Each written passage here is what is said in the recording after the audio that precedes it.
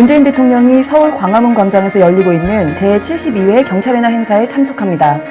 문재인 대통령이 방한 중인 앙헬 구리아 OECD 사무총장을 청와대로 초청해 접견했습니다.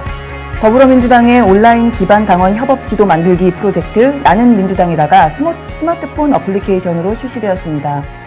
국민의당과 바른정당 간의 구태적인 이하 뒷산 논의에 민주당 일각에서 원내 활동이 위축될 수 있다는 불필요한 우려가 나오고 있습니다.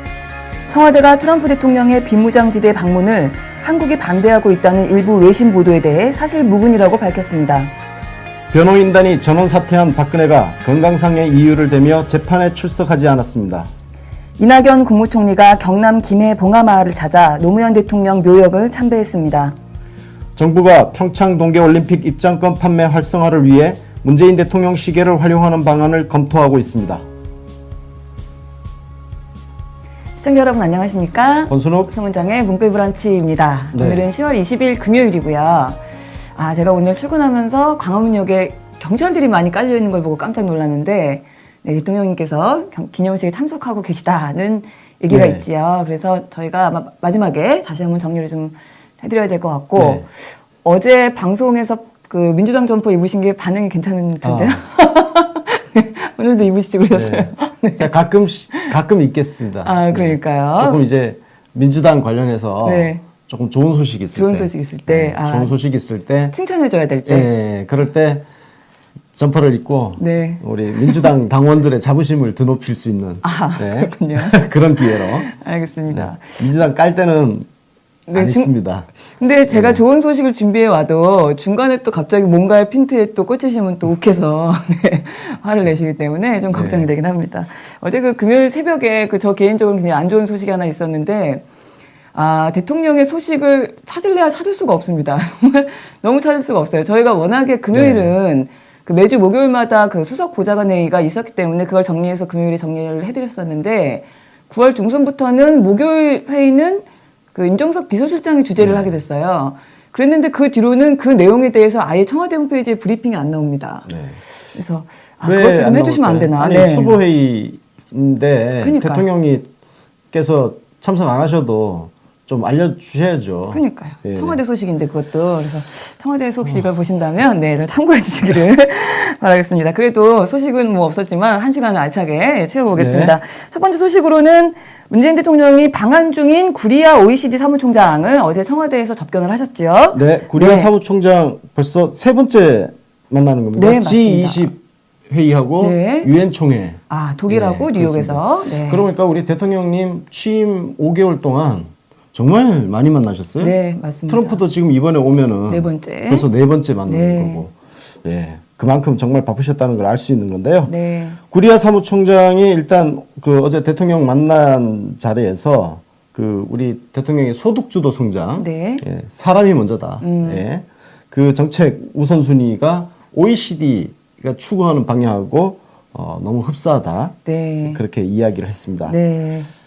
그리고 그동안 세계 경제가 성장 중심으로 왔었는데 네. 이제는 조금 더 이제 포용성이라든지 네. 사회 정의 실현 같은 우리 그 가치를 추구하는 방향으로 네, 이렇게 그렇죠. 교정되어 가고 있는데 우리 지금 문재인 정권이 추구하는 방향이 바로 그런 어떤 하나의 모델을 만들어가는 그렇죠. 과정이 있다는 것이죠. 네, 그래서 네. 뭐 일맥상통하는 부분이 있다라는 얘기를 하셨다고 하고 한국 정부의 디지털화 네.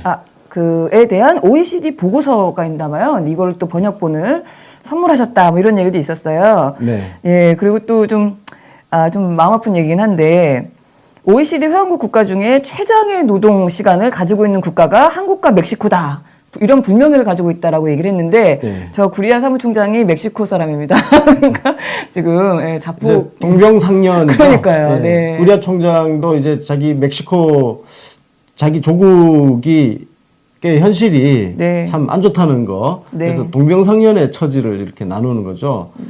OECD 국가 중에서 우리나라가 정말 고령화라든지 네. 자살률이라든지 저출산 안 좋은 쪽은 탑랭커예요. 네, 맞아요. 예, 이거 정말 빨리 좀 벗어나는. 그래서 맨날 OECD 가입국 선진국 타령을 그렇게 맨날 GDP 가지고만 할 게 아니라 이런 삶의 질과 관련된 부분에서도 OECD 국가 평균치는 우리가 도달해야 되지 않겠습니까? 맞습니다. 그런 측면에서 사람이 먼저다. 그래서 뭐 소득 중심 그 성장 모델을 만들고 그다음에 각종 복지 재원 투자를 하고 네, 공공기관 그렇죠. 일자리 창출, 근로시간 단축 이런 것들이 치매 국가 보호제 이런 것들이 전부 다 그런 것들을 위한 정책들이에요. 맞습니다. 예, 그러니까 자꾸 뭐 그 혈세가 어쩌고 뭐 나라가 뭐 국민들 먹여 살리네 어쩌네. 그러니까요. 복지가 포퓰리즘이네 어쩌네. 이딴 헛소리를 하면 안 되는 거예요. 선진국이라며 진짜 선진국답게 네, 해야죠. 맞습니다. 네. 사회 정의를 좀 실현하는 경제, 포용성 이런 거에 대한 강조를 많이 하신 거고요.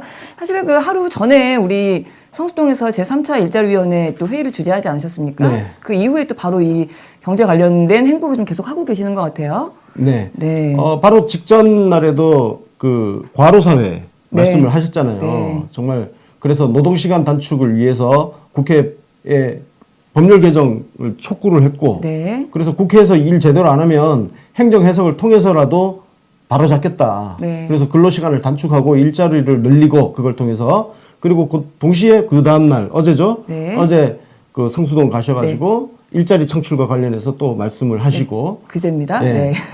벌써 그제입니까? 네, 벌써 그제입니다. 네. 죄송합니다.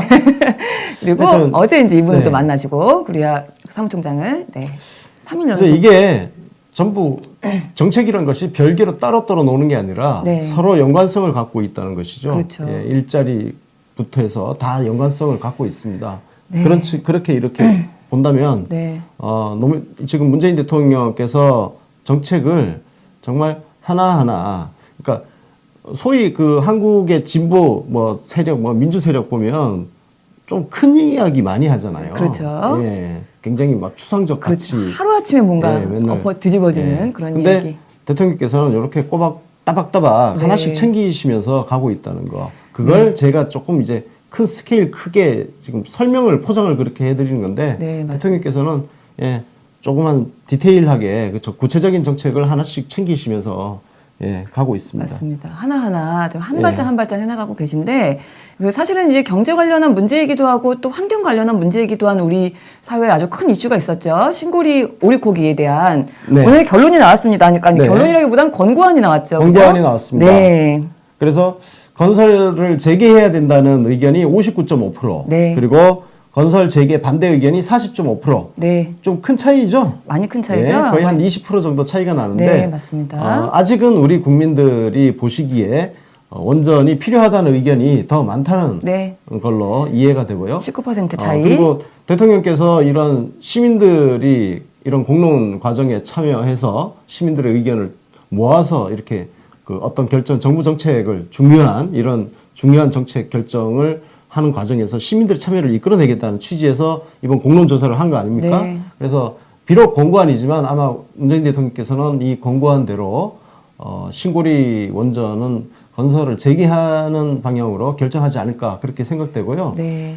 저는 개인적으로 네, 이번 결정을 통해서 우리가 여러 가지 좋은 교훈을 많이 얻을 수 있을 것 같습니다. 네. 일단 시민들이 이렇게 참여해서 중요한 정책에 대해서 정책에 관여할 수 있다는 그렇죠. 하나의 모범적인 모델을 하나 만들었다는 거.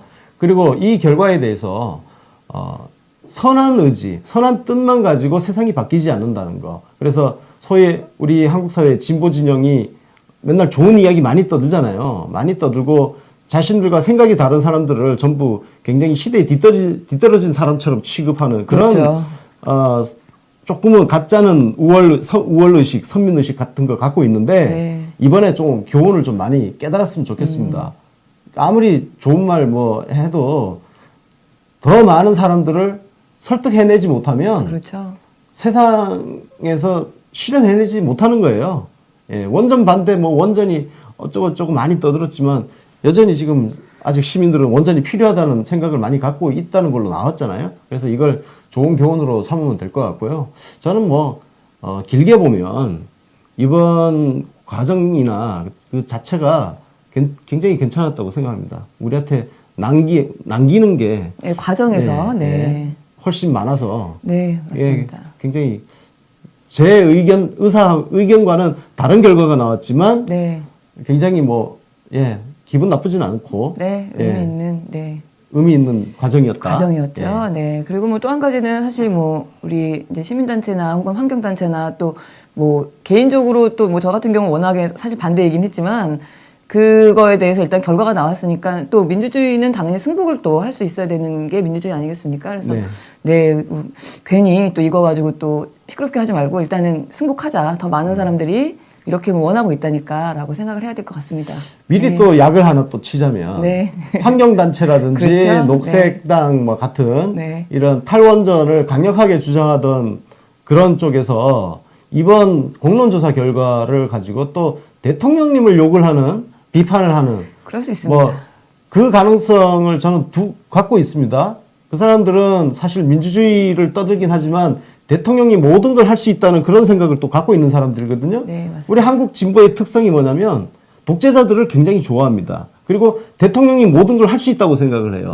그래서 노무현 대통령 같은 경우도 그래서 진보를 자칭하는 사람들한테 비판을 많이 받았던 게 민주주의자였기 때문에 비판을 많이 받았던 그렇죠. 거예요. 네. 왜 대통령이 가진 권한을 그렇죠. 가지고 옳은 걸 해야지, 막 이렇게. 네. 옳은 일을 밀어붙여야지 왜 안 밀어붙이냐 이런 것 때문에 비판을 받았는데 그런 측면에서 그래서 뭐 베네수엘라 차베스 같은 거 좋아하고 네. 예? 한겨레 오마이뉴스는요 차베스 엄청 띄워주고 그랬었어요. 네. 하여튼 그래서 미리 제가 약을 칩니다. 네. 그 한국 진보들은 이번에 정신 좀 차리고 혹시라도 이번 공론조사 결과를 가지고 대통령님 그리고 정부 청와대 그리고 민주당을 비판하거나 공격하는 걸 조금이라도 하지 않기를 바랍니다. 조금이라도. 네. 그건 가능성이 조금이라도 있죠. 해도 그건 반민주주의자로 제가 아주 씹어버릴 거예요. 네, 가능성이 있죠. 뭐 인증해서 저 아까 제가 이거 발표하는 그 동영상이 KTV에서 이제 실시간으로 나왔었어요. 그래서 그걸 출근하면서 오는 길에 그걸 봤는데 이게 다 간단한 얘기를 너무 길게 얘기해갖고 일단 답답해 죽는 줄 알긴 했는데 채팅창을 보니까 또 그런 반응들도 있더라고요. 아니 시민단체, 그러니까 시민 대표들이 471명이었어요. 471명의 시민 대표가 지들이 뭔데, 지들이 전문가도 아닌데 왜 그 사람들 말을 듣냐? 또 이런 또 이상한 논리들도 있는데, 네, 전문가라는 사람들한테 이렇게 지배당하는 걸 또 좋아하는 분들도 좀 있는 것 같다 이런 생각 들었습니다. 네. 하여간 결론이 이렇게 났다 하니까요, 우리는 이제 승복하는 걸로. 네, 그렇게 하면 될 것 같습니다. 네, 다음 소식 갈게요. 네. 더불어민주당이 우리 민주당 당원 지도죠. 네. 당원이 협업지도라고 하는데 나는 민주당이다 프로젝트를 진행하고 있었는데요. 이게 이제 원래는 이제 그 컴퓨터로만 볼 수 있었는데 모바일용 앱이 나왔다라는 소식입니다. 네. 네. 근데 안타깝지만 아직 아이폰은 안 되고.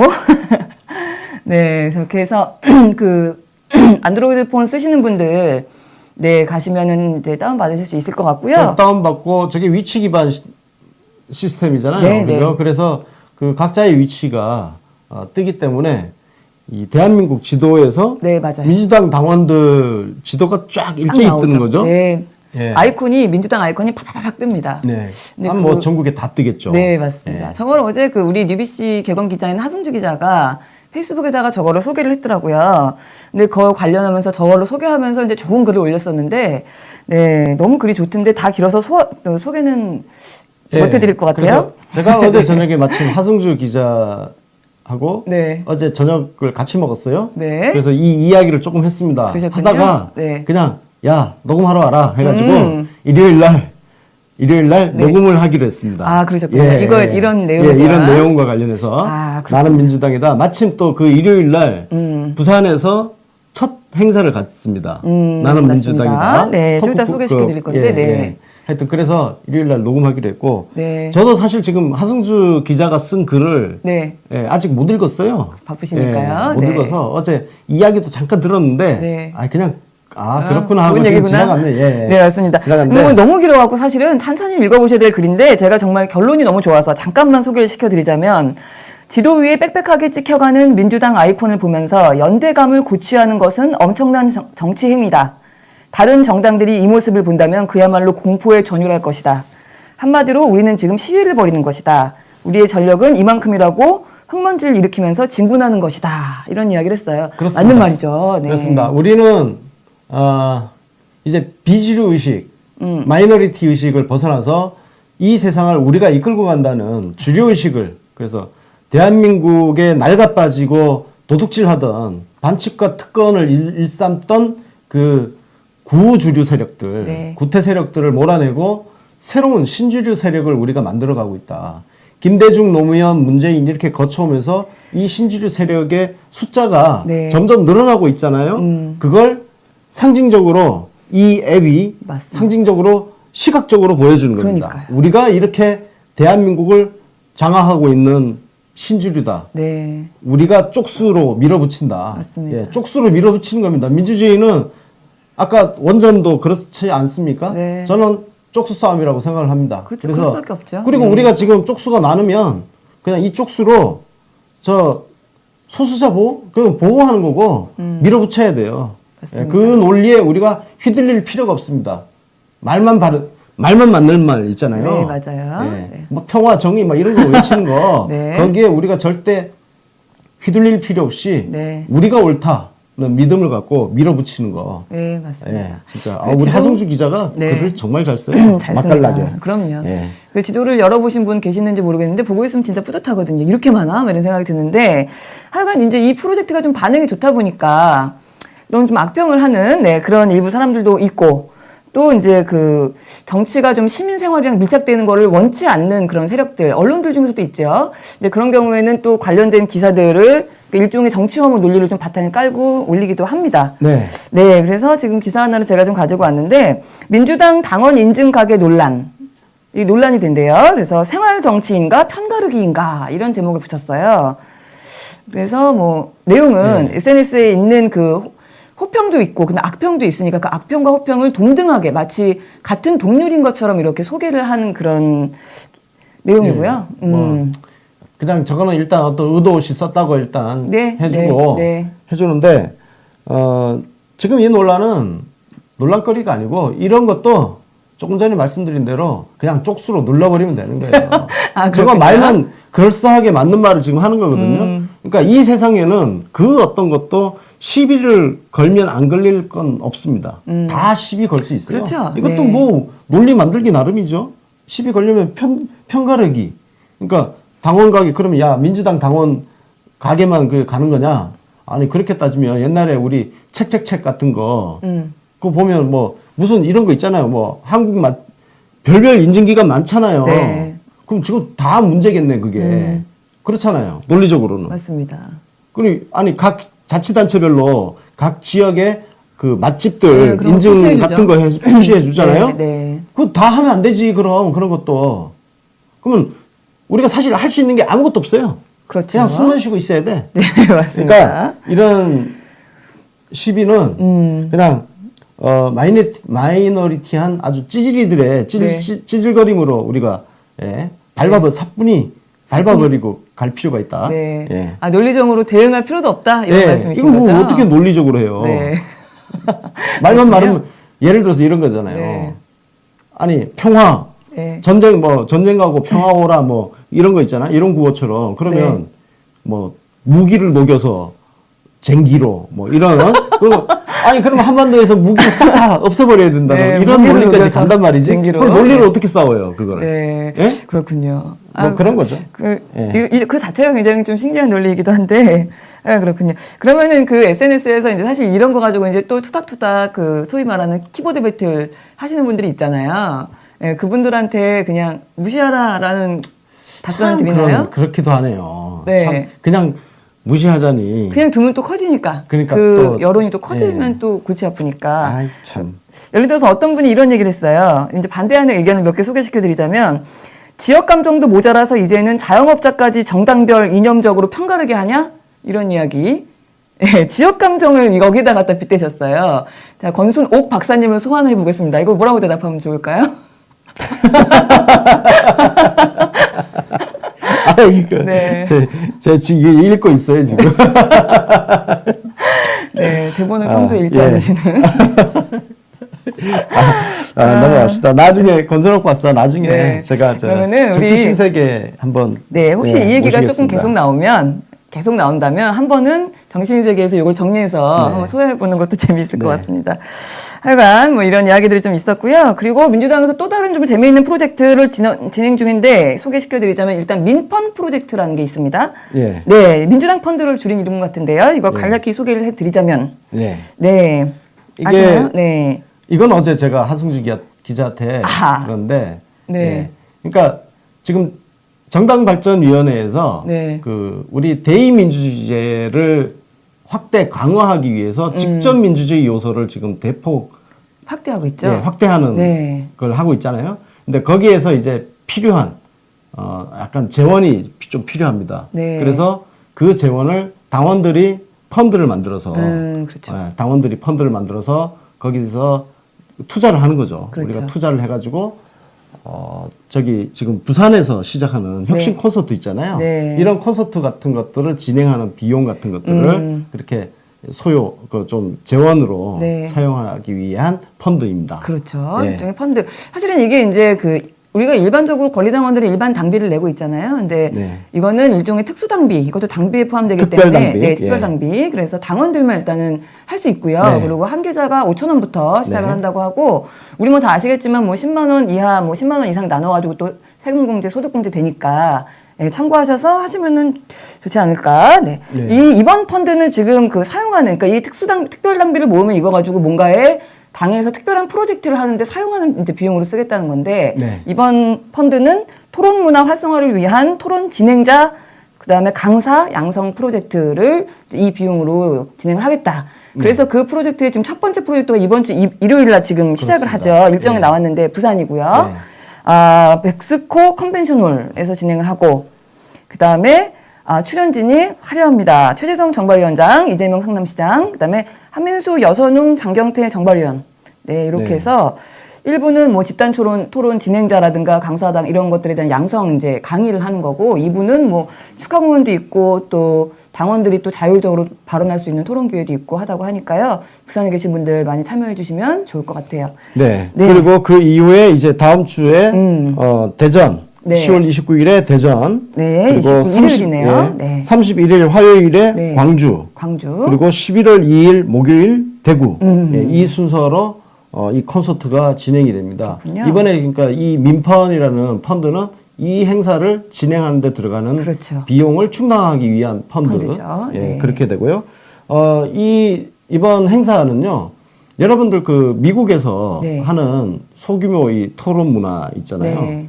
예, 거기서 이제 토론을 할 때 그 토론을 관리해주고 정리해주는 역할을 하는 사람들이 있습니다. 진행자, 네. 예, 퍼실리에이터라고 네. 하는데 그런 그 퍼실리에이터를 이번에 이제 양성을 해서 양성하는. 예, 그분들이 교육받은 걸 가지고 또 각자 이제 소규모 토론 프로그램을 이렇게 진행을 하는 예, 그런 어떤 그 퍼실리에이터를 네. 양성하는 그런 과정이죠. 아, 그렇군요. 예. 그럼 일반적으로 뭐 토론이나 이런 것들 관심 있으시고 좋아하시는 분들은 특히나 더 참여를 하시면 도움 네. 많이 되실 것 같은데 우리 그 최재성 의원 전 의원 위원장 네. 페이스북에도 있고 가보시면 이것도 신청하는 예, 콘서트에 참여 신청하는 페이지들이 있어요. 그래서 그거 들어가셔서 참여를 같이 해주시면 좋겠습니다. 이번 주 일요일부터 시작을 합니다. 네, 그리고 민주당 얘기한 김에 하나만 더 할게요. 네. 민주정편에서 그 프로그램 하고 있죠. 한 끼 득쇼.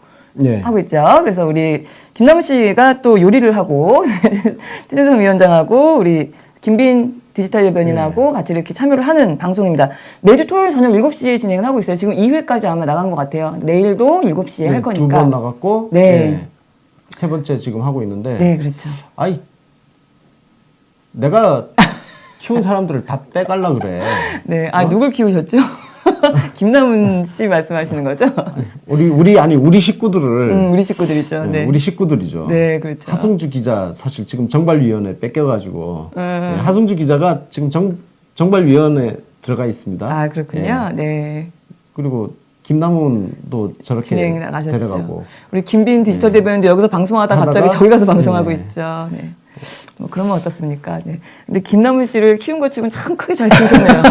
아주 그냥 크게 잘 키우셨습니다. 하승주 기자가 전력 손실이 제일 큽니다. 그렇겠죠. 하승주 기자가 글이 지금 없어요, 기사를 지금. 맞아요. 지금 안철수 지금 세게 못 한국이니까. 쓰니까 네. 예.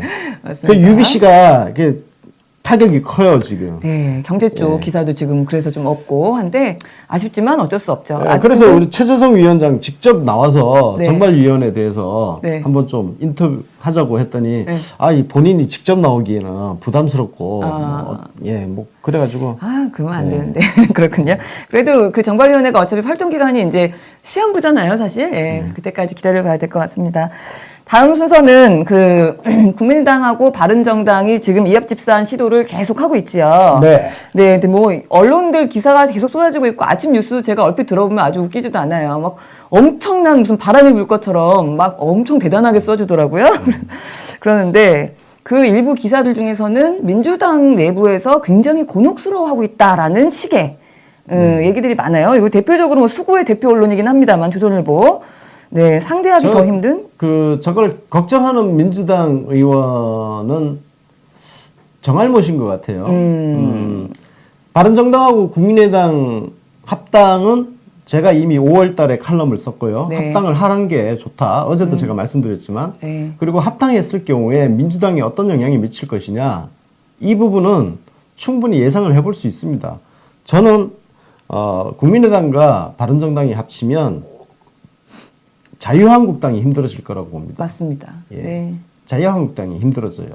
지지층이 그쪽하고 겹칩니다. 민주당에 큰 영향 없어요.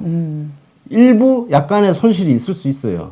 왜냐면은 국민의당하고 바른당이 합치니까 왠지 그동안 언론이 또 안철수 엄청 띄워줬죠. 유승민은 또 합리적 보수네 뭐네 하면서 엄청 띄워줬죠. 하니까 솔깃해서 넘어가는 사람이 있을 수 있어요.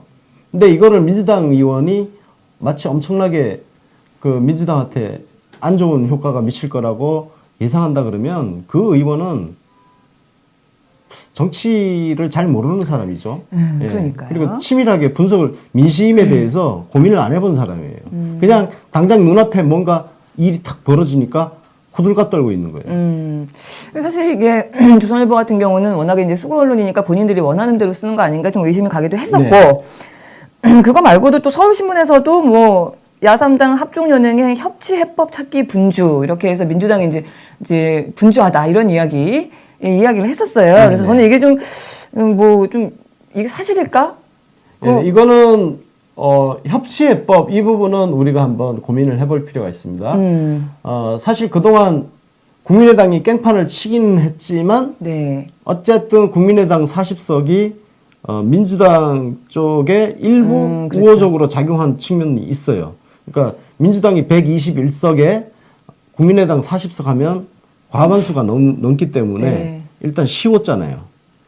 161석이 되니까 네. 쉬웠는데 이게 지금 쪼개져서 바른정당 쪽으로 지금 얘기 나오는 거 보면 40석 가운데 한 30석이 네. 저 바른정당 쪽으로 넘어갈 가능성이 있다고 그러거든요. 그러면 바른정당 국민의당이 합치면은 한 50석이 되죠. 네. 50석이 되고 국민의당 남은 잔류가 10석이 되는데 이 10석을 민주당 쪽에 붙여도 131이라는 거죠. 안 되죠. 그러면 앞으로 이제 150석을 어떻게 확보할 거냐 이 문제는 생깁니다. 이 문제는 생기고 이거는 사실 특히 이제 우원식 원내대표를 비롯한 원내 지도부는 향후 이제 합당 이후에 어떤 상황이 벌어질 것인지에 대한 고민이 굉장히 많이 될 거예요. 왜냐면은 150석을 어떻게 확보할 거냐. 네. 이 문제가 생기니까. 근데 그동안 바른정당 스탠스라든지 특히 그 바른정당하고 합칠 것으로 예상이 되는 근데 그 합치는 건지는 두고 봐야 돼요. 네. 안철수와 안철수 일파들 네. 성향을 봤을 때 얘네들이 민주당에 협조해 줄 가능성은 거의 없습니다. 없지요? 예. 사실상 당연히 없죠. 자유한국당하고 같은 스탠스의 애들이에요. 네. 그래서 저희가 정치 신세계에서 처음부터 계속 밀었던 게 자바국당이라는 세트 모험을 계속 네. 밀었지 않습니까? 세트입니다. 예. 네. 그래서 이 지점에서는 그러니까 국회 원내 협상을 이끌어가는 입장에서는 굉장히 많은 고민이 지금 되는 상황인 건 분명합니다. 그런 것 같아요. 그래서 지금 뭐 다른 언론들이 이런 이야기를 써서 지금 민주당 내부에서 뭐 국민의당한테 끊임없이 뭐 구애를 펼치고 뭐 속을 끓이고 있다 이런 이야기가 나오길래 의아했는데 우리 그 UBC 기자들 중에서도 조시영 기자였죠. 네. 예, 관련된 같은 기사를 썼더라고요. 근데 그 내용도 마찬가지로 예, 그 속을 네. 좀 끓이고 있다 민주당이. 네. 자, 네. 그러나 표면적으로 보면 그렇지만 내용으로 보면 달라진 건 없다. 왜? 어차피 민주당 의석수는 121석이었고 네, 어차피 여소야대였고 맞습니다. 나머지 자바국당 세트로 묶으면 어차피 마찬가지 상황이었던 네, 거예요. 사실 그렇죠. 예, 마찬가지 상황이었기 때문에 앞으로 어떤 협상을 한다 하더라도 결국은 모든 걸 당론으로 결정을 해가지고 가는 그런 상황이 아니라면, 그리고 중요한 것은 국민 여론이죠. 네. 예, 국민 여론이 지금처럼 굳건하게 버텨준다면 대통령 지지율 70에서 80% 사이, 그리고 민주당 지지율도 어쨌든 네, 50% 50% 정도에서 가까이. 버텨주고 있지 않습니까? 네. 이 상황을 잘 관리하고 유지를 한다면 자바국당이 아무리 쪽수가 많다 한들, 아니 얘 계속 쪽수가 많았잖아. 네, 맞습니다. 예? 이게 새삼스러운 상황이 아니잖아요. 지금 상황이 있어요. 그래서 본질로 보면 상황은 달라진 게 없다. 결국은 국민을 믿고 민심의 바다에다가 몸을 믿고 맡겨야 된다. 네. 우리 저런 거 하지 않습니까? 그 뒤로 이렇게 사람들 다른 동료들을 믿고 높은 곳에서 뒤로 넘어지는 네. 그런 퍼포먼스 같은 거 하잖아요. 네. 그거 넘어질 때 동료들에 대한 믿음이 있기 때문에 그렇죠. 그냥 뒤로 넘어지잖아요. 그럼 받쳐주는 거고.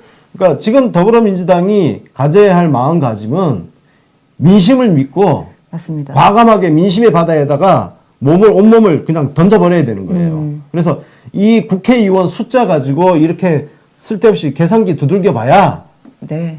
예, 의미 물론 없죠. 그전보다는 좀 힘들어지겠지만 결국 본질적으로는 달라진 게 없다. 맞습니다. 간단하죠? 네. 네. 우리 간단합니다. 김희수 그 후보자 부결 사태 때 생각해 보면 결국은 이제 그렇게 쪼개지는 거거든요. 국민의당이 뭐 멋대로 그냥 쪼개져서 그냥 찬성도 하고 반대도 해서 부결도 시키기도 했었고, 또 그 이후에 김명수 후보자 대법원장 인준할 때도 분명히 또 그쪽에서 또 반대표가 나오기도 했었고요.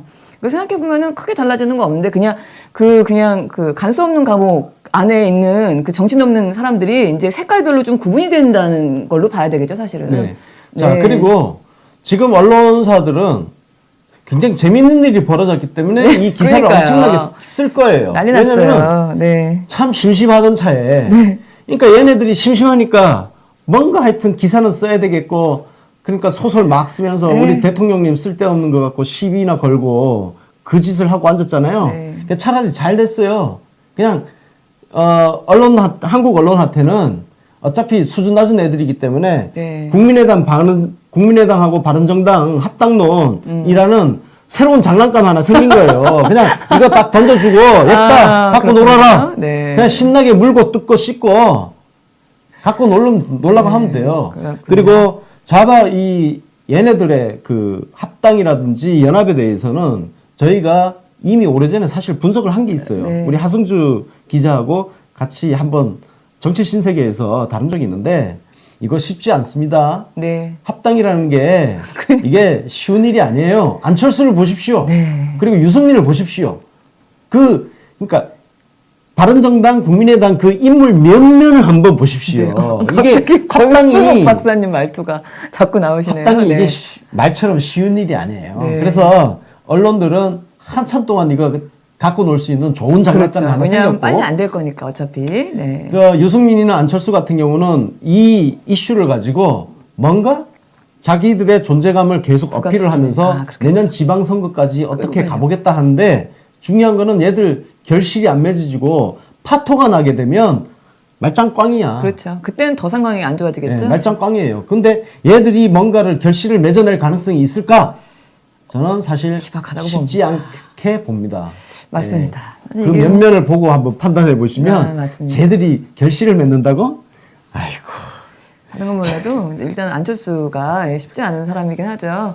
근데 사실 뭐 이게 뭐 안철수가 이거를 그래서 합당을 정말 해낼지 안 해낼지는 뭐 모르겠지만 어쨌든 지금 상황이 이제 국민의당 호남계하고 동교동계 쪽에서는 되게 난감한 상황이 된 거기도 하잖아요. 지금 유승민 의원이 엉뚱한 소리도 하나 했던데요. 국민의당한테 네. 뭐 햇볕 정책하고 호남을 뭐 버려야 합당 가능하다는 식으로 자네가 뭔데 뭐 이런 얘기를. 대한민국 정당이잖아요. 저 햇볕 정책 부분은 제가 이해를 합니다. 원래부터 노선이 달랐고 햇볕 정책은 바른정당하고 노선이 다르니까 네. 근데 호남. 호남을 버려야 된다? 네, 제가 최근 뭐야, 들어본 이게? 지역주의 이거는 발언 최악의 중에 지역주의 발언이에요, 진짜 이거는. 최악이었어요, 최악. 네. 유승민은 정계를 떠나야 됩니다. 저 정도 발언이면. 이 나라에 있는 한 지역을 버리라는 말 어떻게 의원이 할 수 있나? 저 혹시 저 발언 문제 삼는 언론이 있었나요? 없습니다, 별로. 그냥 이걸 가지고 박지원을 마치 그냥 들이받은 것처럼 이런 식으로 해석을 하더라고요. 근데 박지원을 들이받은 게 아니라 호남한테 지금 정면으로 지금 한 지역에 대해서 지금 심각한 발언을 한 건데 그 얘기가 없어요. 그러니까 바른정당한테는 호남은 대한민국이 아닌가? 그런가 봐요. 물론 그 속마음이 들킨 거예요. 쟤네들 속마음은 그동안 그렇게 해왔잖아요. 민정당부터 공화당, 민정당, 신한국당, 한나라당, 새누리당, 자유한국당, 바른정당까지 그 면면이 내려오는 거 보면 호남은 사실상 버렸던 거고. 그러니까요. 이정현이나 뭐 정운천 같은 사람은 그냥 사실상 각계약진한 거 아니에요. 그래서 동정표 얻은 거 아니에요. 거기서 계속 떨어지고 하니까. 자전거 타고 돌아다니면서 할아버지 할머니들 매일 그냥 악수해주고, 살갑게 그냥 가서 웃어주고, 그런 선거 해가지고 동정표 받아서 당선된 거 아닙니까? 아, 심각한 발언이었어요. 그 정당 차원에서 호남은 사실상 버린 거 아니에요. 네. 아무리 그래도 어떻게 이걸 입 밖으로 이런 말을 참 심한. 참. 거기다가 네. 지금 사실 바른정당이 그 MB계 아닙니까, 사실은? 그 친위계에서 내려온 사람들이 대다수인데, DJ의 정신을 잇는 국민의당이라고 했던 그 당이랑 같이 합치는 게 말이 됩니까? DJ를 MB가 지금 부관 참치까지 했다는 얘기가 지금 흘러나오고 있는 이 상황에 과연 국당이 이거를 지금 바른정당이랑 같이 합친단 말을 할 수 있는지 저는 그게 참 의문이긴 합니다, 이거. 지금 이제 유승민 같은 경우 그래서 지금 이게 합당이 쉽지 않은 게 네. 유승민도 나름대로 지금 그쪽 대장 노릇을 지금 하고 있는 거잖아요. 그렇죠. 이런 식이면 국민의당은 어찌됐든 기반이 호남이었어요. 그죠? 그렇죠. 호남 기반으로 엄청난 의석수도 가져오고 그렇게 했는데 지금 호남을 지금 버리고 간다. 네. 그러면 네, 더 뭐 쉽지 지금은 않겠죠? 뭐 버리고 갈 인간들도 많겠지만 네. 쉽지 않습니다. 그 이후에 생존 가능성은 또 별개의 문제예요. 맞습니다. 아니 말로 지방선거 국당하고 바당하고 합쳐봐야 지방선거에서 이길 만한 데가 어디 있어요, 솔직히. 그러니까요. 현실적으로. 아무리 생각해도 떠오르는 지역이 없죠. 네. 지들도 알 거예요. 네. 그래서 이 합당이라는 게 쉽지가 않다. 그냥 지금은 뭔가 이게 나중에 되든 안 되든 뭔가 막 붙이고 장구 치고 깽가리 치고 뭔가 떠들썩하게 언론에서 써줘야 동네 잔치 되니까. 벌어진 것처럼 거기에 언론들은 신나게 새로운 장난감 생겨가지고 신나게 쓸 거고 네. 뭐 그렇군요. 그래서 네. 우리는 그 구경을 좀 하면 됩니다. 네, 열심히 큰 구경을. 걱정할 필요가 없다고 저는 생각을 합니다. 네, 그렇습니다. 다음 소식 갈게요.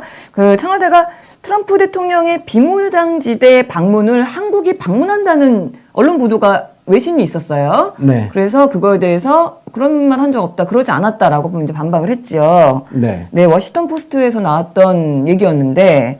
그래서 뭐 가려고 했는데 우리 청와대만 반대한 게 아니라 미국 국무부도 반대했다는 네, 거죠. 있다. 네. 예. 근데 어쨌든 또 사실 확인 결과 청와대는 이걸 부인했어요. 반대한 적 없다. 반대한 적 네. 없다. 아니 뭐 어떤 협의를 했는지를 우리가 지금 알 수가 없잖아요. 네. 트럼프가 1박 2일 오는데 지금 알려진 일정은 어쨌든 국빈 방문이기 때문에 공식 만찬 같은 거 있을 거고 네. 국회 연설이 있죠. 네. 그리고 나머지 일정은 지금 정해진 게 네, 없습니다. 정상회담 있고. 네. 네. 그럼 DMZ까지 네. 갔다 올 시간이 어떨지는 잘 모르겠어요, 솔직히. 네. 제가 대충 이 스케줄을 보면. 근데 뭐 가면 가는 거고 안 가면 안 가는 거죠, 뭐. 그러니까요. 예. 그리고 저 간다고 뭐 대단한 일 있나? 그렇죠. 뭐 가서 예전에 클린턴이었죠? 가서 이렇게 망원경으로 북한 네. 이렇게 한번 쳐다보고 오는 이제 그 사진 찍고 부시도 하는 건데. 한번, 부시 갔죠? 아, 그랬군요. 예. 도라산역 쪽 한번 갔던 것 같고. 하여튼. 이 얘기를 하여튼 했는데 이거에 대해서 이제 청와대에서 이건 사실이 아니다. 반대하지 않았고 지금 그냥 일정을 협의 중이다라고 얘기를 했어요. 그랬더니 이 얘기가 청와대에서 입장이 어제 오후에 나왔는데 이 메시지가 나간 이후에도 이 보도를 워싱턴 포스트 보도를 그대로 또 인용해갖고 오늘 아침까지도 새벽까지도 계속 이렇게 올리고 있는 기사들이 있어요. 왜 그런지를 모르겠어요. 이게 모든 언론사에 다 문자 메시지로 이걸 보냈다고 하거든요. 예. 청와대에서. 그냥 이간질 용어로 딱 좋죠. 예. 지난번에도 그 일본의 그 엉터리 기사 사실 왜곡이라고 바로 잡았음에도 불구하고 그래도 썼죠. 그 한겨레 신문부터 해가지고 그걸 썼잖아요. 네. 그래서 한겨레 그때 욕 엄청나게 얻어쳐먹고 네. 예. 하여튼 아, 참. 지금 그거하고 똑같은 상황이에요. 네. 지금 언론은 그냥 한미 동맹 근가라 지금 고세 지내고 있고 그다음에 문재인 대통령 막 뭔가 실수해라 뭐 이런 거예요. 그래서 뭐 하여튼 대통령한테 안 좋은 쪽으로 조금 뭔가 보이는 것들은 다 거기에 끼워 맞춰서 기사를 지금 쓰고 있는 상황이기 때문에 참 이해가 안 가는 정도이긴 합니다. 너무 심하니까. 하여튼 그렇습니다. 그래서 이런 얘기가 좀 있었고 그거 말고도 문재인 대통령 그 국정 수행 지지도가 어제 리얼미터께 나왔어요. 0.6%포인트가 하락을 했는데 또 이것도 또 언론들 또 신났더라고요. 또 기사를 막 쏟아내고 있어요. 예전에 우리 8%포인트 급등했을 때 그때 기사보다 어떻게 된 게 꼭지수가 더 많습니다. 0.6%인데. 네, 0.6% 내려갔는데. 남들이 보면 무슨 한 16% 빠진 줄 알겠어. 그러니까요. 참 왜 그런지 모르겠어요. 저렇게 하면서 그거에 대해서 또 0.6% 내려갔다고 또 온갖 또 이유, 근거를 또 막 들이대고 있어요. 박근혜가 자기가 지금 정치 보복을 당하고 있다라는 얘기를 재판에서 했기 때문에 떨어졌다. 뭐 이런 이야기도 나오고. 그래서 네. 지금 상황은요. 노무현 대통령 집권 초반하고 거의 흡사한 상황입니다. 네. 예, 그거 지금 반복이 되고 있고 왜 이런 일이 벌어지고 있냐 하면은 정말 대한민국 권력은 바뀌지 않았다. 예, 다시 말씀드리지만 청와대와 각 부처 장관 그리고 소수의 관료만 바뀌었을 뿐 나머지 대한민국을 좌지우지하던 권력은 그대로 있다. 이게 핵심입니다. 맞습니다. 그러니까 언론 권력도 어쨌든 과거 구태 세력하고 같이 붙어먹던 놈들이기 때문에 지금 계속 흔들고 있는 거고요. 그 과정에 있습니다. 노무현 정부 때하고 똑같은데 다만 달라진 것은 국민들만 달라졌다. 예, 우리 시민들이 그래도 노무현 정부 때는 언론이 이렇게 흔들고 하면 노무현 대통령 지지율이 계속 떨어졌어요. 그렇죠. 그리고 전부 막 하나둘 지지 처리한다. 맞습니다. 하나둘 다 떠나버리고 그랬던 상황인데 지금은 그런 상황이 벌어지지 않고 있다. 네. 예, 이게 달라진 거죠. 맞습니다. 그래서 사실은 그 소위 그 진보라고 하는 뭐 입진보인지 진보인지 모르겠지만 한경호 같은 그런 이제 스탠스의 언론들을 믿었기 때문에 사실은 그렇게 흔들렸던 시민들이 흔들렸던 부분이 맞습니다. 있거든요. 조중동은 원래 그렇지만 한경호는 얘 말이 맞을 거야라는 생각을 했기 때문에 이제 실망했고 뭐 지지 처리하고 했던 건데 그래서 지금 시민들이 한경호를 사실은 조중동에 비하면 그래도 한경호가 낫잖아요. 사실은 우리가 지금 자유한국당에 비해서 바른정당이 좀 나은 것처럼 그럼에도 불구하고 한경호를 더 미워하고 막 얘기하는 이유는 이제 그때 너무 당했던 거에 등 대한 뒤에 총질하는 놈이 네. 더 나쁩니다. 속았던 거에 대한 네. 억울함. 그래서 지금 시민들이 진화를 한 거죠. 네. 2002년 그 당시의 시민과 15년이 지난 2017년의 시민은 달라졌어요. 다르다. 네. 그게 각성했죠, 각성. 노무현 대통령과 문재인 대통령이 서 있는 자리가 그렇게 다르다. 그래서 문재인 대통령님이 지금 서 있는 자리가 그래도 노무현 대통령님에 비해서 그래도 참 괜찮은 자리 기반에 서 있죠. 네. 그게 이제 시민들, 우리 대통령 지지자들 그리고 많은 국민들 아직도 70% 80%대의 압도적인 지지율을 이렇게 보여주고 있는 것은 그만큼 과거에 대한 학습 경험이 있기 때문에 네, 맞습니다.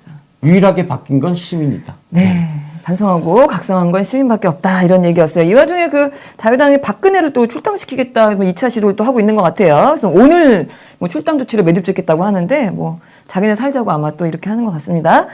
다음 소식으로는 그 박근혜 얘기를 조금 더 해야 될 것 같아요. 변호인단이 그럼 전원 사퇴한 상태에서 재판에 불출석을 했어요. 어제 뭐 몸이 또 아프다 이러면서 발가락이 또 아프셨나 봐요. 네, 그래서 뭐 이것도 뭐 많이 떠들 건 아닌 것 같습니다. 네네. 그냥 재판 불출석해도요 재판은 진행됩니다. 진행되고요 재판 당사자가 불출석하면요 그 당사자한테 불리합니다. 그럴 수밖에 없죠. 재판이라는 게 뭐예요? 당사자가 법정에 나와서 자기를 변호하는 거예요. 근데 스스로 자기를 변호하는 기회를 안 하겠다? 버리겠다? 그럼 자기 손해야. 그러니까 그렇죠. 이거는 뭐 크게 뭐 욕할 것도 없어요. 왜냐하면은 재판장에 출석하고 말고는 사실 그것도 당사자가 결정할 문제예요. 그래서 출석하지 않는다고 해서 와 법치주의가 어쩌고 사실 뭐 그렇게 심각하게 얘기할 필요는 없습니다. 네. 예. 근데 지금 변호인들이 다 없는 상태이기 때문에 일단 변호인이 없고 또 피의자도 없고 이런 상태에서 일단은 재판이 심리가 연기가 됐고요. 그래서 국선 변호사를 일단 빨리 좀 찾아보겠다 이런 이야기를 지금 하고 있고. 뭐 아니 그래서 저는 이걸 네. 논평을 낸 거는 쓸데없는 논평 냈다고 생각해요. 예. 아, 그러니까 쓸데없는 그렇군요. 논평 내지 말고 네. 아니 박근혜 출석하고 안 출석하고는요. 네. 제가 다시 말씀드리지만 본인이 결정할 문제예요. 네. 그건 자유가 있는 거예요. 출석을 강제해야 하는 게 아니에요. 네, 저렇게 네. 우리 민주당에서 논평을 무슨 냈는데 쓸데없는 논평을 내고 있어. 논평을 냈는데 쓸데없는 논평을 냈다라는 얘기. 진짜 싸워야 될 거 안 싸우고. 아, 그러니까요. 사실은 지금 박근혜 지금 재판받고 있는 박근혜랑 우리 민주당이 싸울 게 아니라 민주당은 지금 자유한국당이랑 바른정당이랑 언론이랑 싸워야 되는데 지금 박근혜랑 아니 그냥 박근혜 지금 박근혜 그 저거 해서 뭐 하겠다고. 아, 참. 우리 민주당 대변인단 이렇게 칭찬받기가 어렵나요? 하여튼 네. 그렇습니다. 그리고 뭐가 뛰니까 또 망둥어도 뛴다고 박근혜가 또 아프다고 안 나왔더니 최순실이 자기도 힘들다고 또 어제 또 헛소리를 또 좀 했더라고요. 그래서 나도 힘들어. 참 먼비어 상태다. 이런. 나오지 마. 안 나와도 돼. 아, 하기도 했는데. 그러니까 자기가 지금 이 사람이 1월 달에 지금 거의 1년 가까이 구속돼 있는 상태잖아요. 한번 네. 연기가 됐죠. 그래서 그 1월에 구속이 만기가 됩니다. 근데 그때 또 3차 영장을 또 청구하지 말라는 지금 그 경고를 하는 것 같아요, 이제. 네. 저거는요, 법원 검찰이 알아서 다 처리할 겁니다. 네. 제가 다시 말씀드리지만, 재판에 출석하지 않잖아요? 그러면 검찰은 나올 거 아닙니까? 검찰 나오죠? 네. 나오고 하면, 변호인 어쨌든 국선. 네. 검찰 주장을 다 인정하는 걸로 재판부는 판단을 해버린다니까요. 그럼 결석 저거는 상태로군요. 당사자가 안 나가면 자기만 불리한 거야. 그러니까 왜 저런지는 모르겠어요. 좀 끝까지 뭐 며칠이라도 대가리가 나빠서 그래요. 버텨보려고 예. 그러는 것 같은데 하여튼 그때 답답합니다. 이거를 하여튼 정치 쟁점화를 시켜보겠다고 지금 그렇죠? 난리를 치는데 네. 예, 그렇게 되지 않을 겁니다. 네. 정권이 맞습니다. 바뀌었거든. 그렇죠. 그리고 법원 검찰이 예, 옛날처럼 하지 않을 거거든. 예. 맞습니다. 그렇게 믿어봐야 되겠죠. 관련해갖고 그 박근혜 정부 당시에 관대데모 주도했던 허현준 전 행정관이 또 어제 네. 구속이 되기도 했어요. 네. 네, 뭐 범죄 혐의가 너무 명확해갖고 증거 인멸의 우려가 있다 이런 이야기. 이게 네. 주사파 출신일 거예요 아마. 주사파 출신. 하여튼 주사파 출신들은 참 이상한 사람들이야. 네. 예. 어쩌다가 저쪽으로 가서 막 들어오고. 극과 극으로 왔다 갔다. 그러게 말입니다. 저쪽으로 가는 사람들 주사파들도 얼마나 많아요. 그러니까요. 뉴라이트 세력들. 주사파 하니까 또 저분이 생각나네요. 하태경. 네. 또 그분도 주사파죠. 네. 하여튼 그렇군요. 오늘 우리 그 대통령님 연설 입고 해갖고 중간중간에 대통령님 연설 소식 막 경찰의 날 행사에 누가 훈장 받았다 이게 지금 댓글로 계속 올라오고 있는데 네, 저희가 일일이 다 보지 네. 못해서 죄송합니다. 자, 다음 뉴스 네, 가시죠. 다음 소식은 이낙연 국무총리에 대한 얘기를 네. 잠깐 해야 될 것 같아요. 어제 봉하마을 찾아갔습니다. 네. 그래서 노무현 대통령님 묘역을 참배를 했지요. 네. 네, 그래서 SNS에다가 이제 다녀왔다라는 글을 남기기도 했고요. 그리고 네. 이제 이낙연 총리는 여러분들 다 아시겠지만 열린우리당 창당했을 때 따라가지 않았죠. 네. 그래서 민주당에 잔류를 했었고 네, 그 민주당이 노무현 대통령 탄핵에 앞장을 섰었죠. 네, 그 당시 추 대표랑 네, 근데 이낙연 총리는 당시 민주당 소속 의원이지만 탄핵에 반대를 했습니다. 예. 표결에서 반대표를 던졌었죠. 네. 그렇군요. 아, 그 저 방명록이 네. 예, 인상적입니다. 너무 예, 당신을 사랑하는 못난 이낙연. 네. 아 너무 그래서 제가 지금 탄핵 이야기를 말씀드린 게 이런 서로 이제 이낙연 총리는 노무현 대통령이 당선됐을 때 인수위 대변인이었어요. 노무현 대통령의 입 대변인을 좀 오래 했었고 우리 대통령님하고 함께 오랫동안 함께 했던 분인데 그때 갈라졌단 말이에요. 네. 예, 서로 다른 정당으로. 그리고 그 정당이 탄핵을 주도를 하고 동참하고 했던 그 역사 그리고 그 이후에 대통령님의 어떤 정치적인 고립 네 그리고 비극적인 죽음 이런 것들이 함축되어 있는 저 못난이라는 표현이 네. 그런 이 그 두 사람의 인연에 얽혀 있는 한국 현대사 그게 압축되어 있지 않느냐 그런 생각이 들었습니다. 네, 맞습니다. 그래서 참배하신 이후에 권양순 여사님을 이제 만나서 면담을 또 하셨고 그 이후에는 이제 부산에 가셨었던 것 같아요. 네. 그래서 조선업계 지도자들과의 간담회. 지금 네. 조선업계가 좀 아무래도 좀 문제가 좀 많이 있으니까요. 간담회 했고요. 네. 그리고 나서 이제 또 내일 모레 일요일에는 그리스로 출국을 하신답니다. 왜냐? 평창 동계올림픽 성화를 받으러 간대요. 네. 저는 성화봉송이 벌써 이게 받으러 간다는 네. 얘기 듣고 깜짝 놀랐거든요. 이게 한참 돌잖아요. 그런가 봐요. 네. 이게 성화가 들어와서도 아마 우리나라 전체를 한번 다 돌아서 개막식 날 평창으로 이동을 하게 될 겁니다. 네, 그렇다고 합니다. 우리 지금 그 성화봉송 첫 주자로 우리나라에서 지금 박지성 선수가 나간다고 하고요. 그래서 그리스에서 박지성 선수가 받아서 네. 그쪽에서 좀 돌다가 우리나라 인천에는 11월 1일에 들어와서 그때부터 11월 1일부터 돈대요. 엄청나게 오래 돌죠. 2월 달까지. 예. 네, 엄청나게 100일 오래 동안. 돕니다. 옛날 그 우리 88 올림픽 할 때도 그랬고요. 네. 그때도 요거 아마 신청받고 할 거예요. 그러더라고요. 예, 보니까 성화봉송 일반 시민들 봉송 그 주자. 성화봉송 주자 네. 이거 신청받고 하거든요. 네. 그러니까 마라톤 좋아하시는 분들은 특히 뭐 해도 될 것 같고. 네. 근데 이 성화봉송을 릴레이로 하기 때문에 네. 굳이 달리기를 잘 하지 못해도 그렇죠. 막 할수 애기들도 있습니다. 하잖아요. 네. 하여간 이제 박진영 선수가 성화봉송 처음 딱 그 건네받는 그 순간도 아마 그러면 이제 또 방송이 되고 할 텐데 재밌을 것 같습니다. 그런 게 좀 나오고 나면 약간 또 올림픽 분위기가 좀 붐업이 되지 않을까 이런 생각도 드는데 다음 얘기도 좀 관련된 얘기입니다. 어제 정말 깜짝 놀랄 만한 소식이 하나 나왔죠. 민병두 더불어민주당 의원 페이스북에서 이게 나왔던 소식이에요. 네.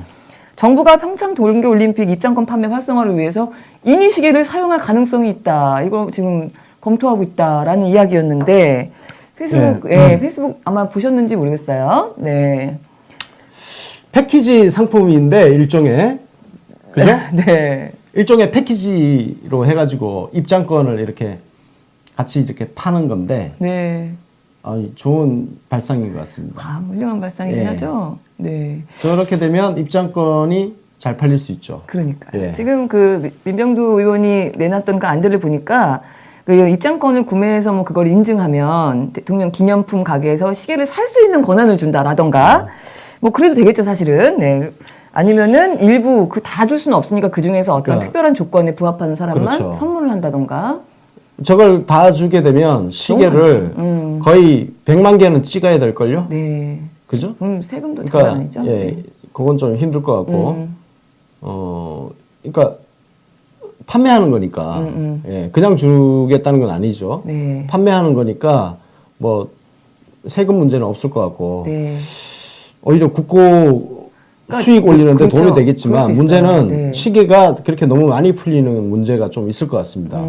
그래서 예, 뭐 저는 희소성이나 이런 것들에 대한 고려 때문에 판매로 할 거냐 아니면은 그냥 그 구입한 사람들 중에서 어떤 조건에 맞춰지는 몇몇한테만 선물을 할 거냐 뭐 이걸 지금 하여튼 고려 중이라고 근데 뭐 합니다. 희소성 관계없이 네. 대한민국 국민들 인위시계 한 개씩 갖고 있어도 되잖아요.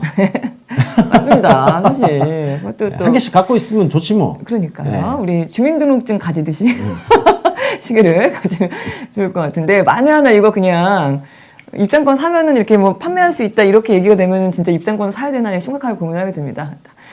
우리 다 같이 그냥 평창으로 가서 방송을 해야 되나 이런 생각이 좀 들기도 하고 예. 또 어느 그 제가 페이스북 패친분 중에 그 하나 글 올라온 걸 봤는데 어떤 업체에서 문재인 대통령 음성으로 무슨 내비게이션 길 안내 그걸 지금 뭐 만들고 있다 개발 중이다 또 이런 이야기들이 있는데 이게 정치부 얘기 그 회의 있잖아요 JTBC 거기서 나왔던 얘기라고 해서 제가 정말 열심히 뒤져봤는데 아직 확인이 안 되더라고요 팩트인지 만약에 이게 팩트라면 이거 정말 대박일 것 같다라는 생각도 들고요. 근데 이거는 쉽지 않을 것 같아요. 그러니까요. 네. 왜냐하면은 누가 이제 성대모사로 가짜 성대모사로 할 수는 있을 것 같아요. 근데 그렇죠.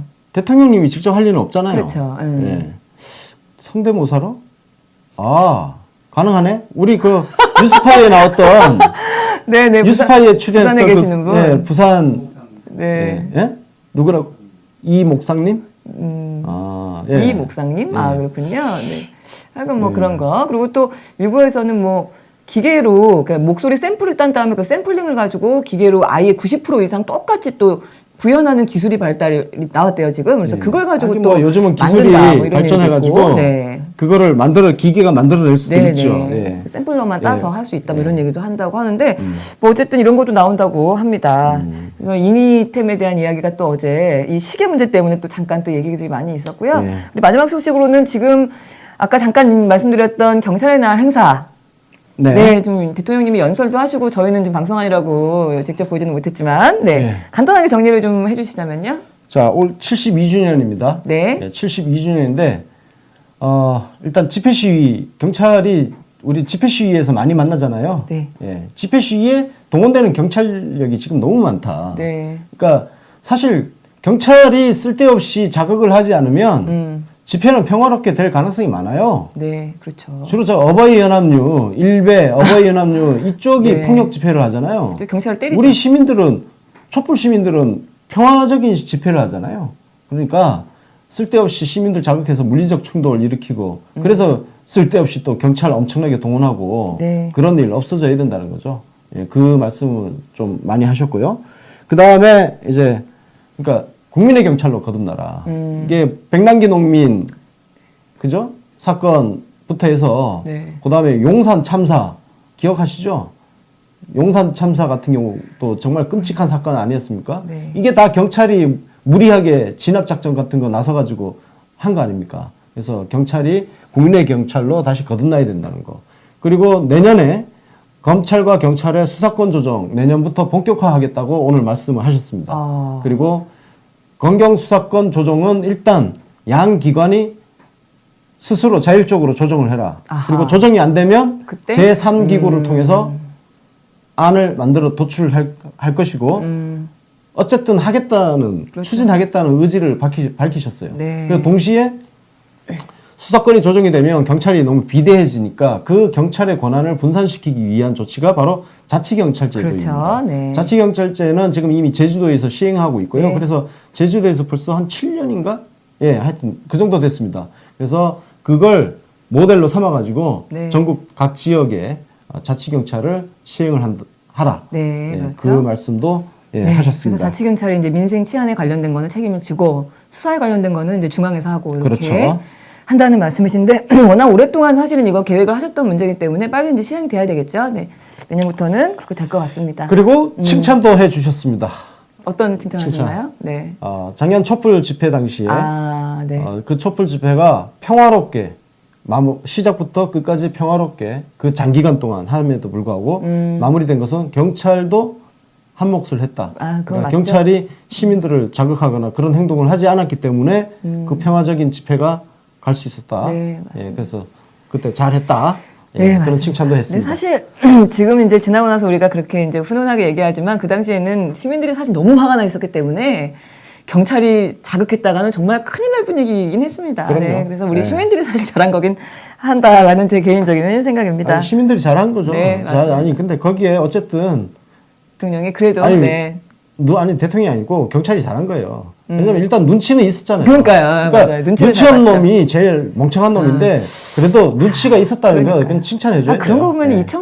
이철성 경찰청장이 눈치가 빠른가 봐요. 보니까 요 광화문 앞에서 지금 준비하는 거 하면서도 마지막으로 리허설, 오늘 행사 리허설 하면서 또 세월호 거기 분향소에 들려가고 또 분향을 하고 또 가기도 하고 이런 눈치껏 네, 그런 행동을 또 하기도 하더라고요.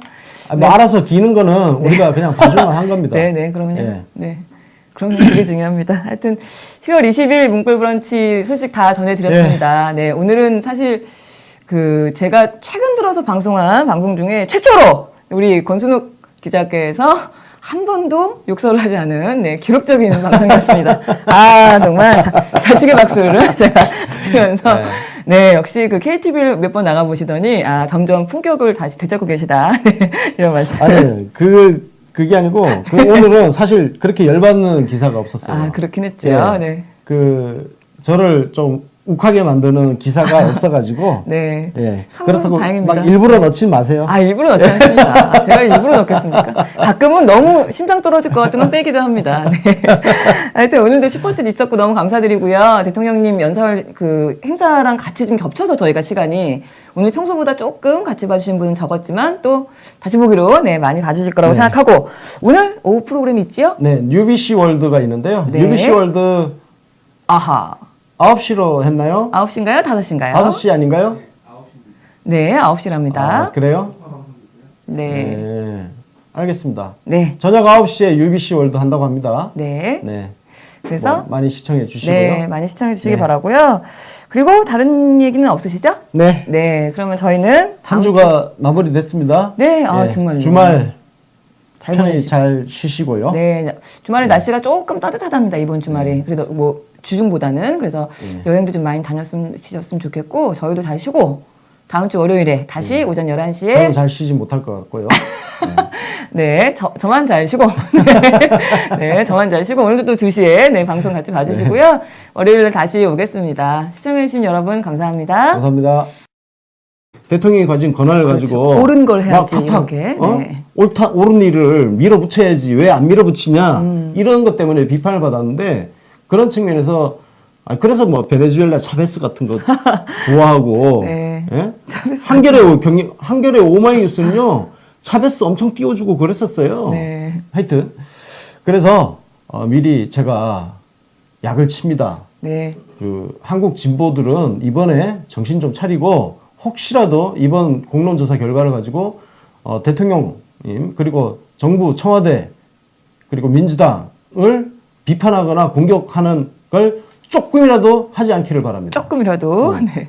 그건 가능성이 조금이라도 해도 그건 반민주주의자로 제가 아주 씹어버릴 거예요. 네, 가능성이 있죠. 뭐 인증와서 저 아까 제가 이거 발표하는 그 동영상이 KTV에서 이제 실시간으로 나왔었어요. 그래서 그걸 출근하면서 오는 길에 그걸 봤는데 이게 다 간단한 얘기를 너무 길게 얘기해갖고 일단 답답해 죽는 줄 알긴 했는데 채팅창을 보니까 또 그런 반응들도 있더라고요.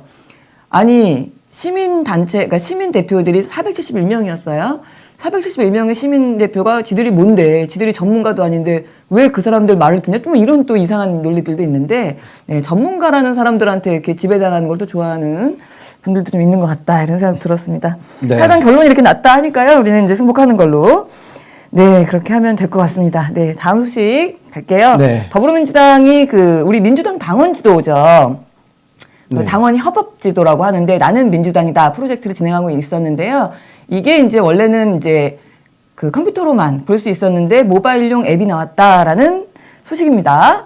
네. 네. 근데 안타깝지만 아직 아이폰은 안 되고. 네. 그렇게 해서 그 안드로이드 폰 쓰시는 분들 네, 가시면은 이제 다운받으실 수 있을 것 같고요. 다운받고 저게 위치 기반 시스템이잖아요. 네, 그죠? 네. 그래서 그 각자의 위치가 뜨기 때문에 이 대한민국 지도에서 네, 맞아요. 민주당 당원들 지도가 쫙 일제히 나오죠. 뜨는 거죠. 네. 예. 민주당 아이콘이 팍팍팍 뜹니다. 네. 네, 뭐 전국에 다 뜨겠죠. 네, 맞습니다. 예. 저걸 어제 우리 UBC 개건 기자인 하승주 기자가 페이스북에다가 저거를 소개를 했더라고요. 근데 그거 관련하면서 저걸로 소개하면서 이제 좋은 글을 올렸었는데, 네, 너무 글이 좋던데 다 길어서 소개는 못 해드릴 것 같아요. 그래서 제가 어제 저녁에 마침 하승주 기자하고 네. 어제 저녁을 같이 먹었어요. 네. 그래서 이 이야기를 조금 했습니다. 그러셨군요. 하다가 네. 그냥 야 녹음하러 와라 해가지고 일요일 날 네. 녹음을 하기로 했습니다. 아, 그러셨군요. 이런 내용과. 이런 내용과 관련해서 그렇군요. 나는 민주당이다. 마침 또 그 일요일 날 부산에서 첫 행사를 갖습니다. 나는 맞습니다. 민주당이다. 네, 좀 이따 소개시켜 드릴 건데, 네. 하여튼 그래서 일요일 날 녹음하기로 했고 네. 저도 사실 지금 하승주 기자가 쓴 글을 네.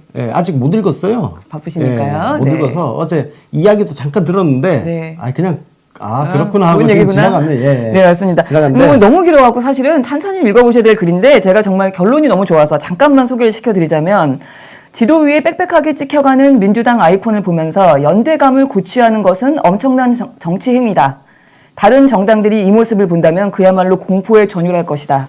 한마디로 우리는 지금 시위를 벌이는 것이다. 우리의 전력은 이만큼이라고 흙먼지를 일으키면서 진군하는 것이다. 이런 이야기를 했어요. 그렇습니다. 맞는 말이죠. 네. 그렇습니다. 우리는 이제 비주류 의식 마이너리티 의식을 벗어나서 이 세상을 우리가 이끌고 우리 사회에 아주 큰 이슈가 있었죠. 신고리 오리고기에 대한 네. 오늘 결론이 나왔습니다. 그러니까 네. 결론이라기보단 권고안이 나왔죠. 권고안이 그죠? 나왔습니다. 네.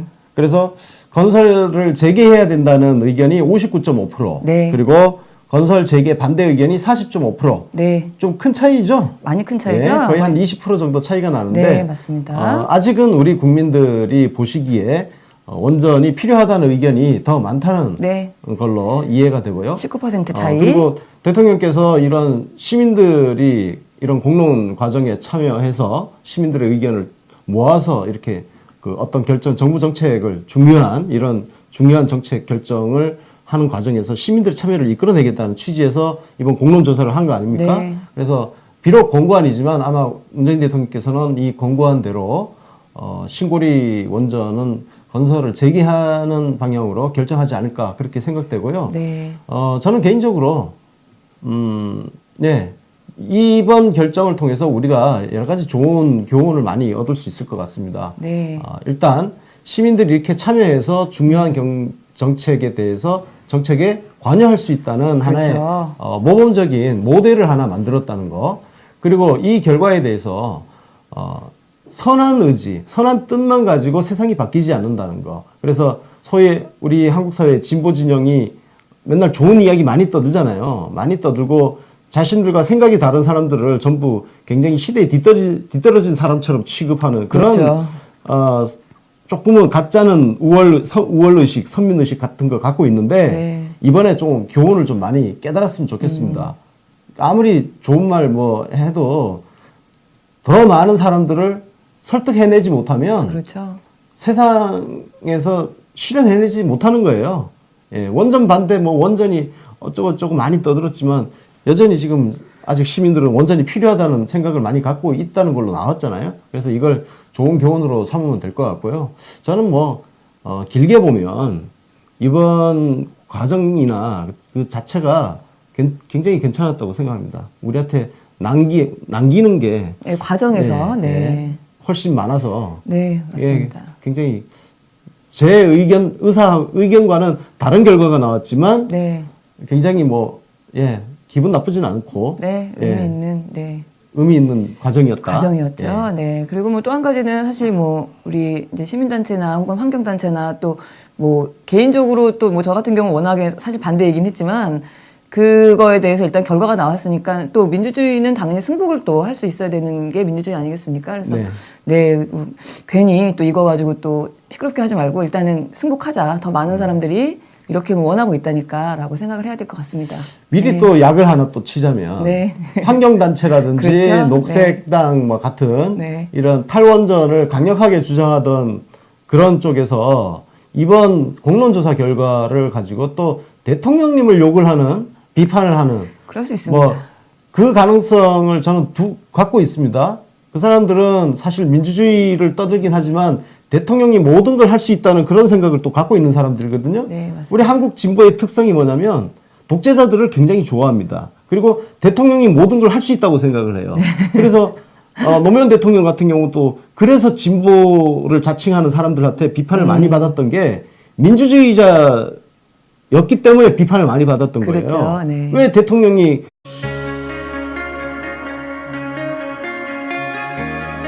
문재인 대통령이 서울 광화문 광장에서 열리고 있는 제72회 경찰의 날 행사에 참석합니다.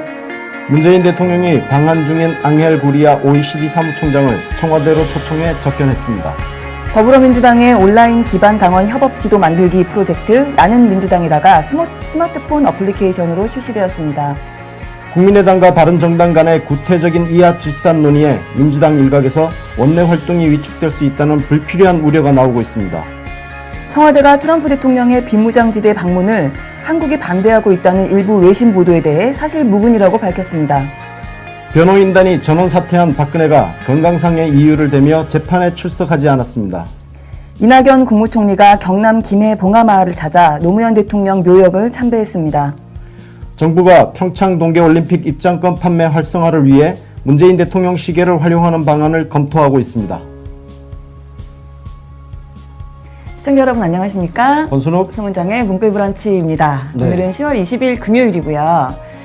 제가 오늘 출근하면서 광화문역에 경찰들이 많이 깔려 있는 걸 보고 깜짝 놀랐는데, 네, 대통령님께서 기념식에 참석하고 계시다는 얘기가 네. 있지요. 그래서 저희가 아마 마지막에 다시 한번 정리를 좀 해드려야 될 것 같고, 네.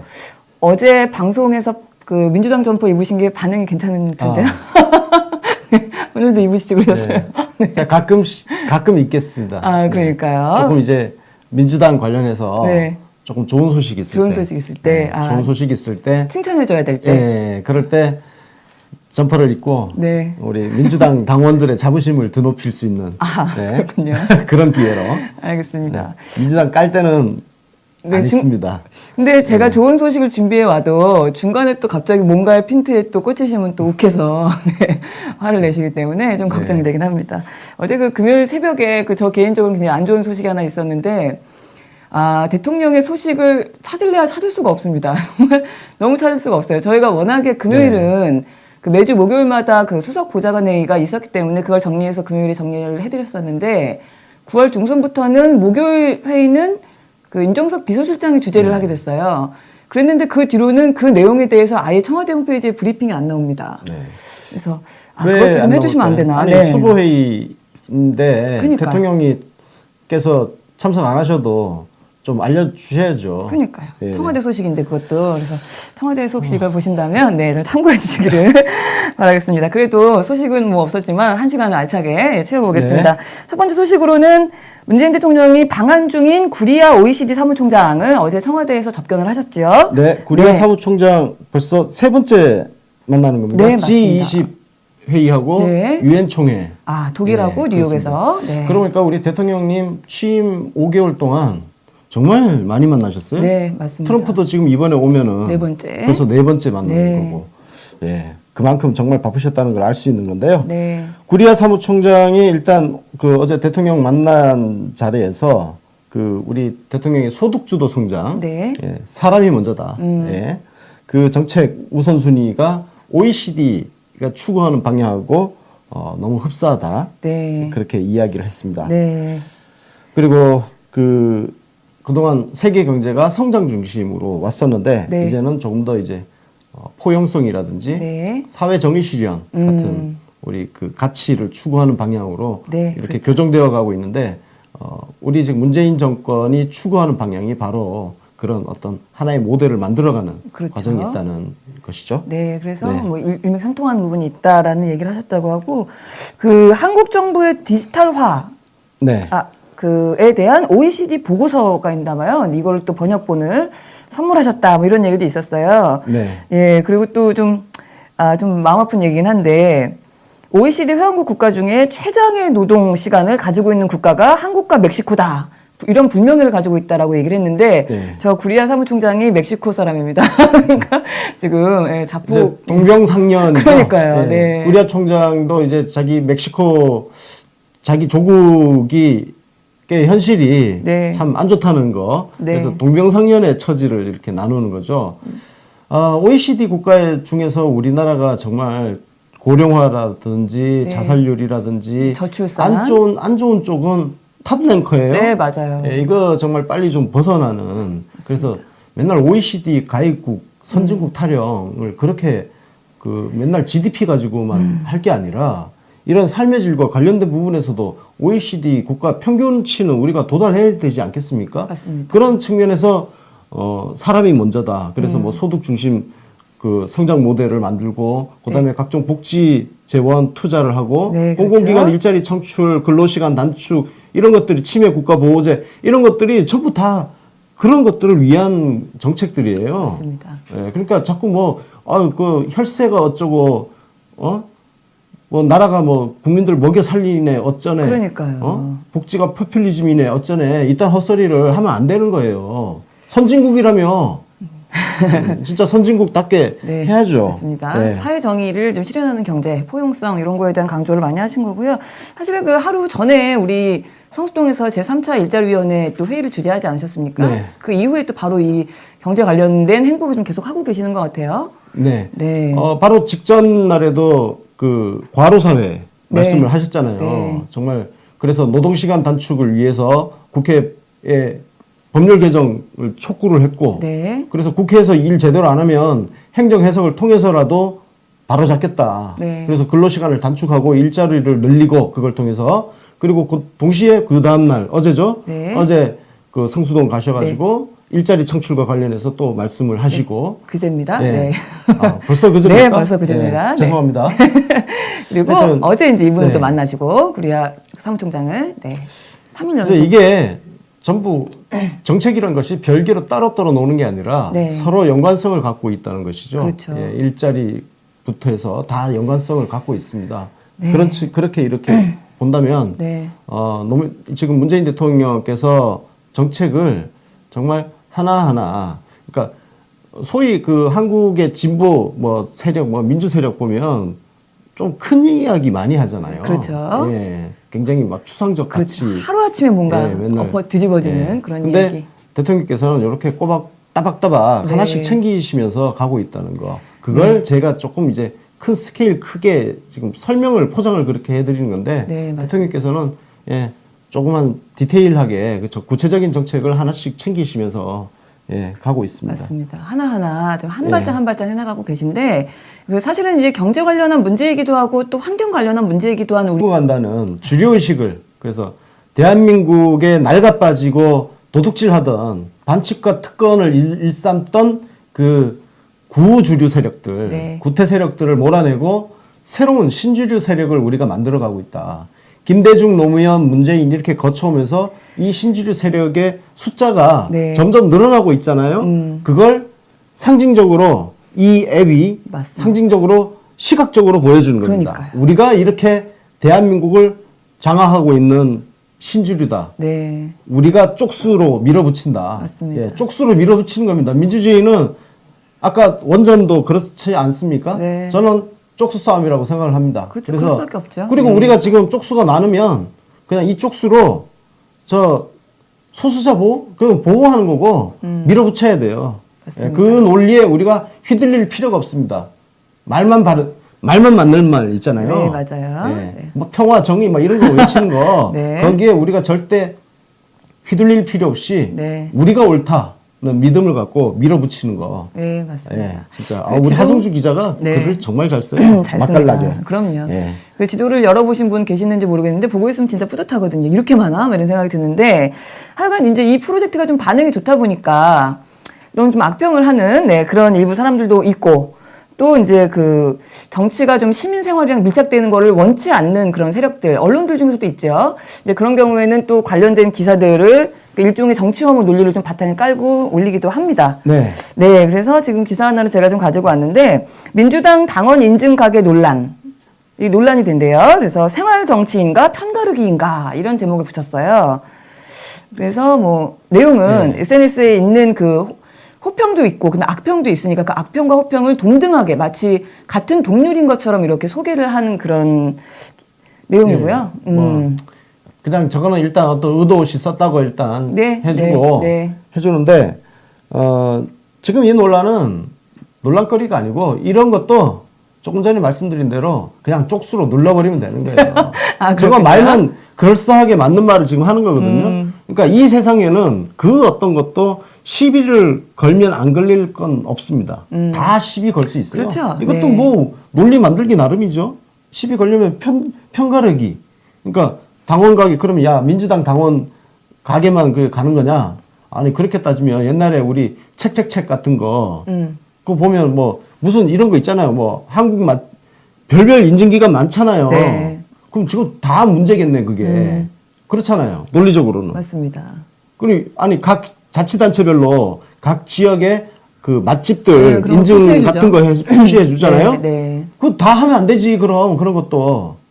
그러면 우리가 사실 할 수 있는 게 아무것도 없어요. 그렇죠. 그냥 숨만 쉬고 있어야 돼. 네, 맞습니다. 그러니까 이런 시비는 그냥 마이너리티한 아주 찌질이들의 네. 찌질거림으로 우리가 사뿐히 밟아버리고 갈 필요가 있다. 네. 예. 아, 논리적으로 대응할 필요도 없다 이런 네, 말씀이신 이거 거죠? 뭐 어떻게 논리적으로 해요? 네. 말만 그래요? 말하면 예를 들어서 이런 거잖아요. 네.